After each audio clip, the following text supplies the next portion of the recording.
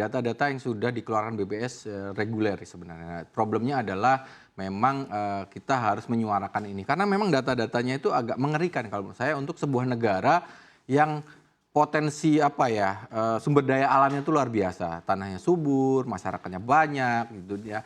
Ini agak kontradiktif dengan kondisi pangan. Masalah pangan itu kan masalah krusial ya, masalah dapur kita lah di masyarakat gitu kan, dan ini menjadi satu isu yang cukup krusial. Mungkin kita langsung saja ke 9 kebutuhan bahan pokok. Jadi memang di situ nanti ada gas dan sebagainya yang lain itu, tapi saya menyoroti dari 9 ada 6. Ada 6 itu yang impor. Artinya apa? Kita ngomongin kebutuhan pokok loh. Gitu. Kita nggak ngomongin yang bukan tersier atau sekunder kebutuhan yang lain gitu. Ini adalah kebutuhan mendasar dari seluruh rakyat Indonesia. Negara sebesar ini kita harus mengimpor satu beras. Ya, beras kita lihat itu ada 4,4 juta dolar. Ini sebenarnya akumulasi dari 11 tahun. Jadi dari tahun 2022 ini kemarin impor 220 juta dolar. Dan tahun ini 2 juta ton itu ekuivalen dengan sekitar 750 juta dolar. Gede sekali. Nah, yang menarik adalah kita selama ini ribut dengan beras. Padahal komponen di dalamnya ini yang paling besar kita defisitnya itu adalah daging. Ya. Jadi daging. Jadi konsumsi daging ini kan daging kan penting bagi untuk untuk kesehatan manusia. Cuman kita sangat tergantung dari India, dari beberapa negara, Australia gitu kan. Kita kan subur ya, maksudnya sapi ada, dan ini kenapa ini jadi masalah. Kemudian ya bawang kecil, kemudian yang agak besar juga adalah gula. Nah ini juga menarik. Gula kita dulu banyak sekali, bahkan zaman Belanda kita itu adalah produsen gula yang besar loh. Tapi sekarang kita agak miris ya, kita mengimpor tiap tahun ini ada 3,4 miliar dolar, tahun 2021 2,7 miliar dolar, dan itu tinggi gitu. Ini memang semua angka ini adalah angka kalau teman-teman importer tahu dia HS 2 kode, 2 digit gitu. Jadi memang kayak gula ini di situ ada komponen dari madu dan sebagainya. Tapi gula tetap menjadi komponen yang utama. Jadi ini menurut saya satu gambaran yang luas, gambaran yang cukup telak menggambarkan bahwa kita sangat rentan ketahanan pangan kita. Ketahanan dapur-dapur rakyat Indonesia sangat rentan karena kebutuhannya itu dipasok oleh negara tetangga gitu. Nanti akan kita lihat selanjutnya ada beberapa yang ini menurut saya juga data yang cukup kritis ya. Itu adalah defisit sayur dan buah. Sayur dan buah itu kan penting sekali ya untuk nutrisi tubuh gitu loh. Itu kan nanti korelasinya dengan pembangunan sumber daya manusia. Stunting, kemudian level ini. Dan kita lihat bahwa sejak bertahun-tahun kita mengalami defisit. Jadi ini defisit adalah ekspor dikurang impor. Kita lihat ekspornya tuh melandai, tidak pernah berkembang. Jadi dan impor luar biasa naik. Ini karena permintaannya besar. Jadi memang masyarakat Indonesia sudah mulai sadar pentingnya buah, sayuran untuk kesehatan. Artinya kebutuhan meningkat. Tapi dalam dalam negeri, ini kan yang dijual ke luar negeri ya. Jadi artinya sebagian memang dimakan oleh dikonsumsi dalam negeri. Tapi tetap nggak cukup gitu. Jadi ini untuk negara dengan iklim yang bersahabat lah ya. Kita tidak seperti negara yang dua iklim gitu, yang banyak cuaca ekstrim gitu ya. Artinya seharusnya ini tidak terjadi. Berarti ada masalah apa di sini? Ini kan masalah di permukaan, produknya. Berarti ada masalah di produksinya, which is itu sektor pertanian. Gitu memang jadi gambaran yang cukup serius ya. Artinya sektor pertanian itu kalau secara PDB sekarang itu kontribusi terhadap PDB-nya itu kita bisa lihat di slide berikutnya mungkin kita lihat selanjutnya, kita juga akan lihat. Nah, ini juga komponen produk-produk utama ya, gandum itu membuat terigu, kedelai kita tahu. Nah ini menarik sebenarnya. Kedelai itu kan bahan baku buat tempe dan tahu. Itu makanan favoritnya presiden loh, Pak Soekarno itu senang banget. Pak Jokowi beberapa kali endorse tempe tahu gitu. Cuman yang dimakan Pak Presiden rupanya juga dari impor kan gitu kira-kira. Artinya apa? Memang produksinya sangat kecil. Kedelai ini. Jadi, nah ini kita sangat menggantungkan terhadap Amerika, Kanada, Argentina. Kemudian untuk gandum Australia 54%, Kanada 26%, Ukraina 8%. Ini sebenarnya Safrina menggambarkan apa? Bahwa ketika terjadi sesuatu di negara itu, Ya. kita yang kena. Apalagi tambah 2022 ada guncangan geopolitik, supply chain terganggu, inflasi naik, dan tercermin ke harga pangan ya. Harga pangan. Jadi dan yang kita sebelum ini kita slide selanjutnya Ya, ada 2 lagi yang selalu menarik sebenarnya. Nah, beras. Ya, saya kira ini juga sedih ya. Artinya kita negara dengan luas daratan yang cukup besar gitu ya. Kita masih menggantungkan beras ke Vietnam 37%.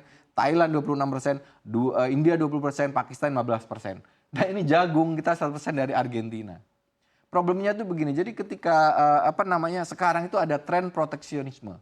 Jadi semua negara mengamankan cadangan energinya, makanannya untuk kebutuhan domestik. Artinya apa? Kita akan susah nyari barangnya, untuk impor pun susah. Ya. Gitu. Itu membuat nanti harganya tinggi. Dan itu akan berdampak secara fundamental makroekonomi. Kita akan lihat di slide selanjutnya sebenarnya ini. Nah, ini sebenarnya ketika impor itu dibagi menjadi 3. Pertama itu adalah konsumsi, bahan baku dan modal. Jadi secara jenis kegunaan ya impor itu digunakan. Dan kita lihat impor kita naik ya dari porsinya terhadap total itu untuk bahan pangan. Untuk kebutuhan pangan itu dari 7, 8, 9, 10. Artinya ada tren gitu bahwa konsumsinya makin tinggi. Gitu. Itu menggambarkan bahwa secara neraca kita kurang sehat ya. Seharusnya ini untuk makanan kalau bisa itu dikurangin lah gitu. Karena kita seharusnya bisa memproduksi sendiri. Nah, kita akan lihat tadi Safrina di next slide selanjutnya. Dampak fundamental dari masalah ini ke negara.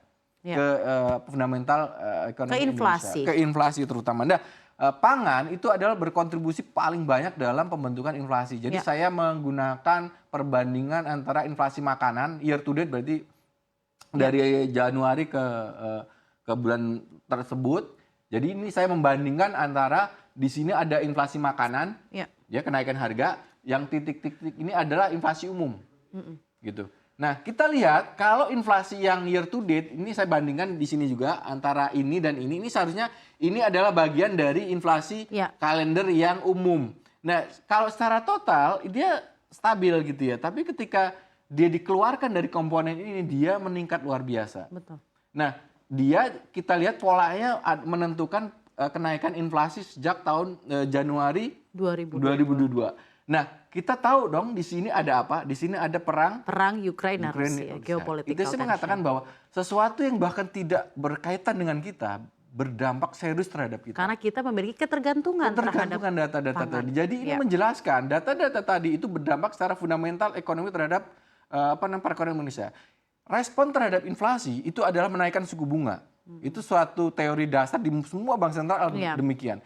Padahal masalahnya di pasokan. Artinya apa? Akan terjadi tidak tepat lah obatnya kira-kira. Oke, inflasi akan turun, tapi likuiditas seret, ya kan? Kredit lebih rendah, pertumbuhan ekonomi melambat.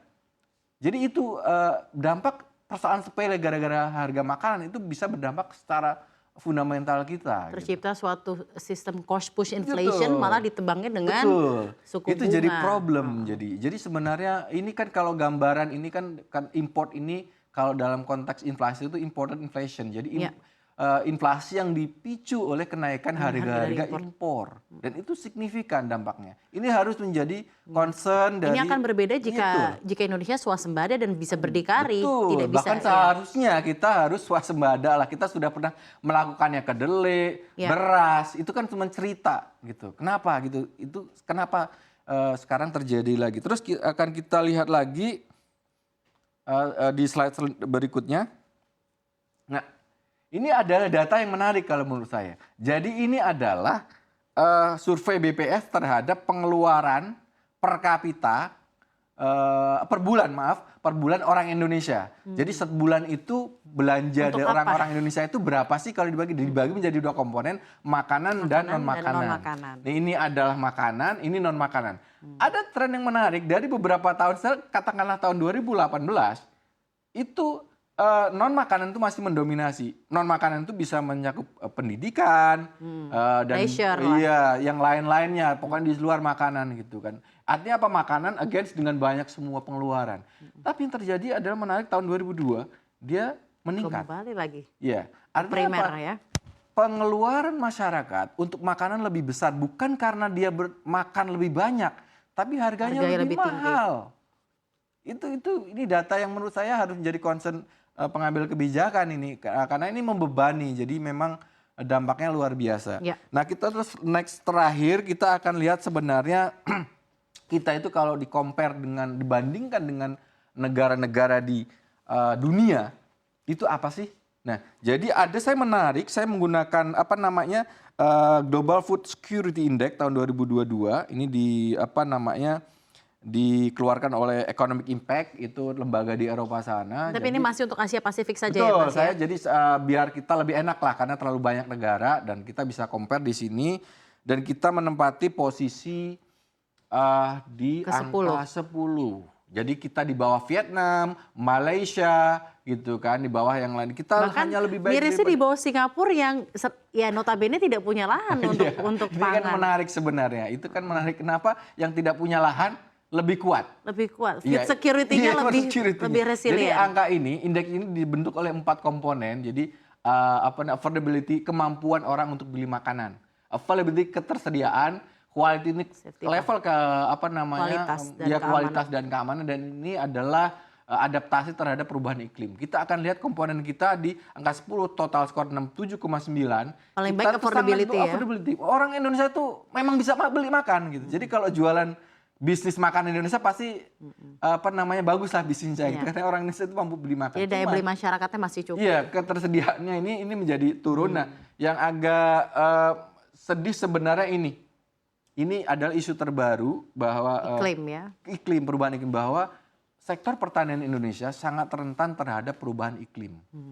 Sektor pertanian Indonesia belum bisa beradaptasi dengan perubahan iklim yang sedemikian besar. Dan ini menjadi concern dari semua negara. Dan kalau kita lihat sini juga ada sustainability dan adaptation yang paling tinggi adalah justru New Zealand ya di 75,1 dan ini juga tercermin mungkin praktik agriculture di sana begitu baik. Sangat bagus, teknologinya canggih gitu kan. Ini kan terbentuk dari banyak faktor ya.